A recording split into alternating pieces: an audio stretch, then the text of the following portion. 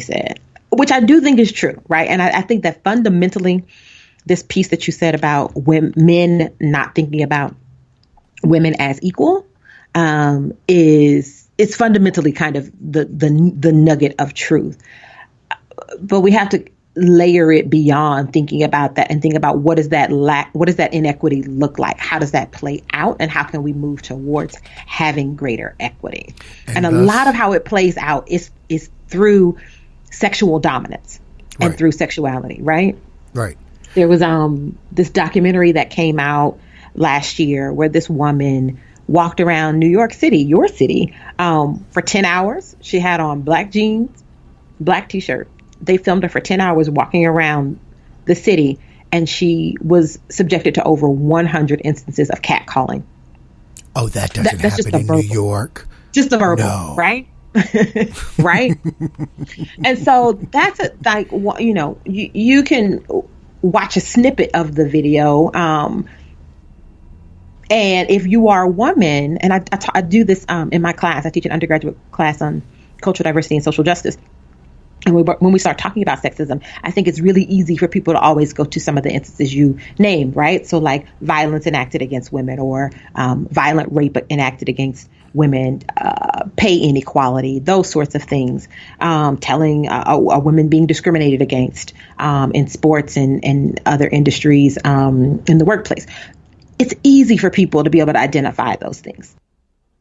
But then when I bring up the idea and I ask my class, how many of women identified people in this room have ever been called a bitch because they didn't smile when a man asked them to smile? How many women in this room have been in their place of business or encountered someone and had a man tell them, smile? What's wrong with you? You're too pretty not to smile. How many women in this room have had a man touch them without consent, whether that was in an inappropriate place or not? And inevitably, all of the women identified people in the room raised their hands. That's the bigger issue. It's the more nuanced. That's not illegal. We can't police those sorts of things, right? So I want to move the conversation beyond these more discrete and not taking anything away at all from the more violent and discreet and traumatizing experiences that women experience right now and happen on a daily basis. But I also think we have to start to broaden the conversation to think about how does one get to that point? So to say differently, not every man or masculine identified person in our country is a rapist.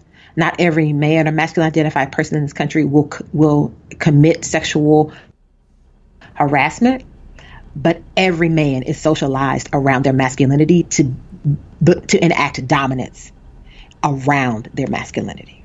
And to that point, I guess that's what I was saying when I was saying about the paradigm shift. And I understand. I think what the way we approach things are different insofar as I like to cut, you know me, I'm a pound cake kind of guy. I don't need the 7-8 layers, right?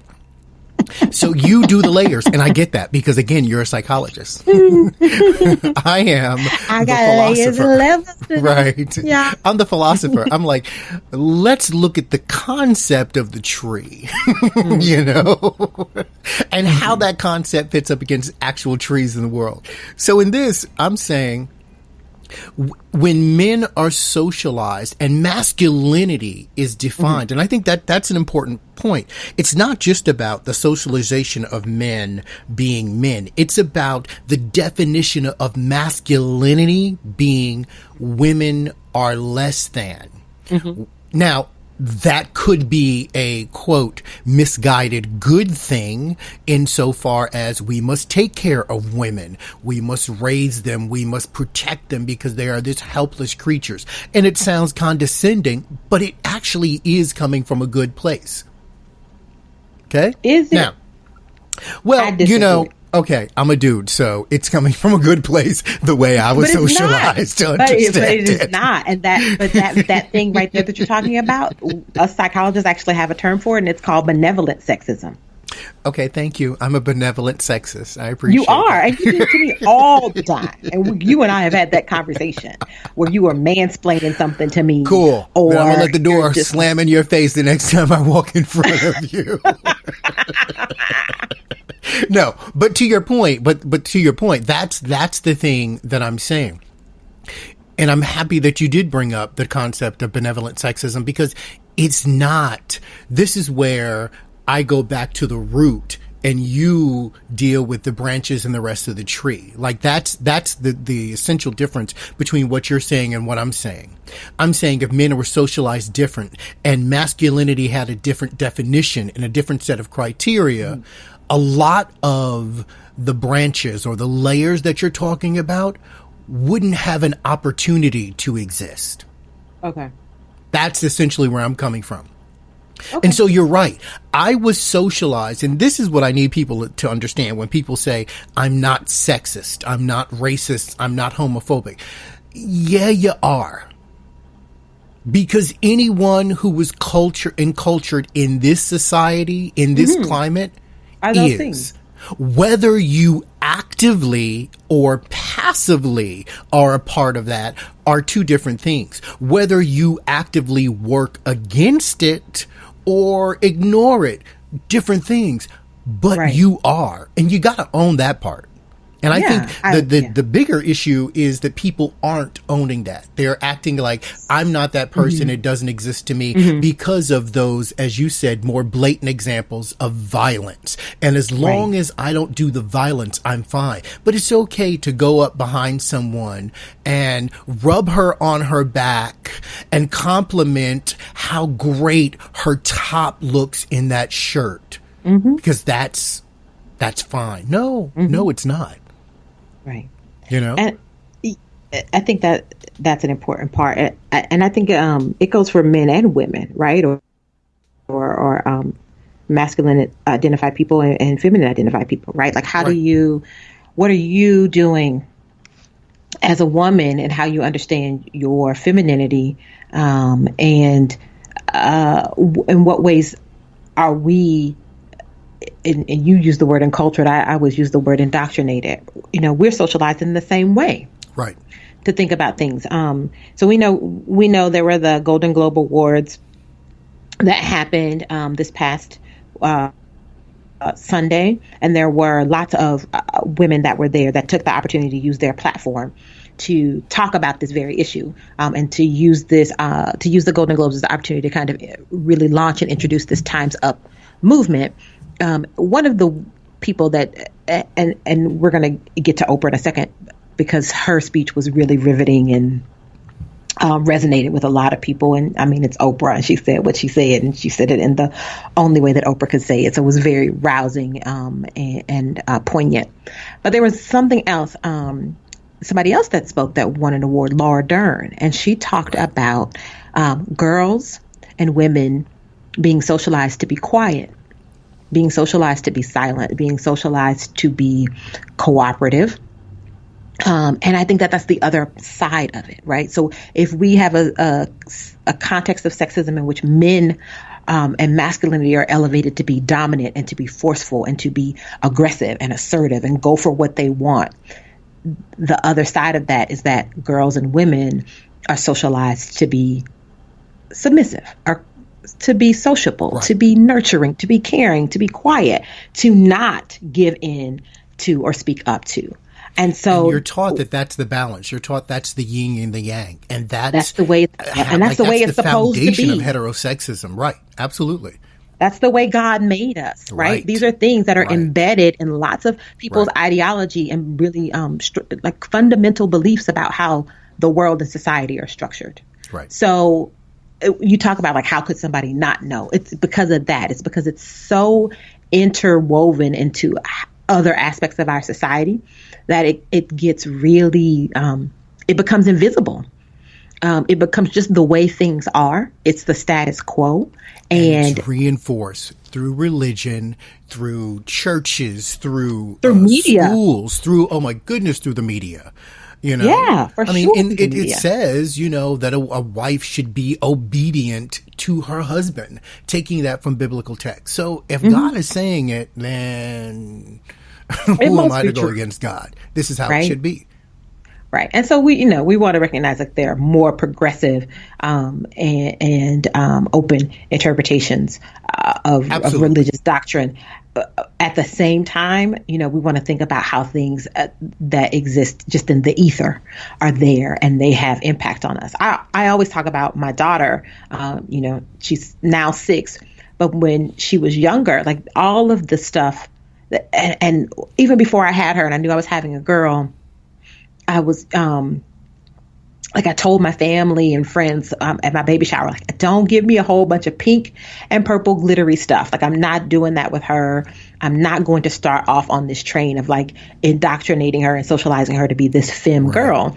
And I thank you for that because it made getting the gift card so much easier for me. Thank you very much. What happened was a lot of people just ignored me, especially a lot of the women, right? And I'm I remember your face on some of those. On some of the pictures that I opened, I was like, y'all just gonna give me the opposite. Absolutely. Or what I specifically asked. Okay, all right. But it's because that's what they believe is the right thing to do. It's what we've associated with being cute and girly, and we want to do all of those things. And so then I have this daughter, and she's extremely femme. Like, she is femme to her core. She's probably one of the few toddlers that would sit in the back seat, and I would just casually glance, and her legs were crossed as she sat in her car seat at 2 years old. That's where is she getting that from? Not her mother. Wait a minute. But even with her, and then even with me working to be really egalitarian. Right. And how I was socializing her, she started coming home and was saying things like, "Mommy, you can't like blue. Blue can't be your favorite color. Blue is for boys." And then there was one of the most hilarious ones was saying, "Mommy, girls go pee, but boys go poo." Ugh, right? Even right things that she's getting this from school and interactions. And this was even before she was watching TV. So we can't blame like cartoons in the media. Wow. This just was like what she was encountering and how the social structure is set up. So I say all that to say, like, it comes with us from the moment we are born. And for those of us who really believe in gender equity, for those of us who really want to push back against the sexism status quo, it takes conscious effort to be able to do that. And that's not everybody's experience. So again, I'm not empathizing with these men. I'm not excusing their behavior at all. Not at all. And I understand the context that breeds this sort of behavior that not just breeds it, but also affirms it, celebrates it. And I think that we're at a critical moment where we get to be able to start to turn the tide. Right. And I'll apologize to you for using the term empathy and alluding to the fact that you are empathizing with them. And I just want to clarify that because I think it's important. As a man, I am, the whole Time's Up movement. For me, it was Time's Up many, many, many, many, many years ago. Because, again, and this is where the philosophy comes in and the paradigm shifts. If you are the person in power, then you are not only the person responsible for making a change when you see something wrong, but you are also the person who is most capable of making that change. Absolutely. All you need to do is turn to the people that you are oppressing through action, being active, or through systemic, through law, through history, and say, what do you need? Those conversations don't happen. And so just as a quick aside conversation, when we talk about abortion and people say to me, well, Tomas, what do you feel about abortion? And I say, I feel you should ask a woman. I will never have to have one. Yeah, but you don't have. No, I'm not going to engage with you in a conversation about something that you can then take and use as one of your stats. Right. Yes, he believes that abortion is this, or he believes that women should have these rights. I'm not interested in those conversations. My personal friends know how I feel about various different issues, and that's that. But I think we get into these conversations where we have men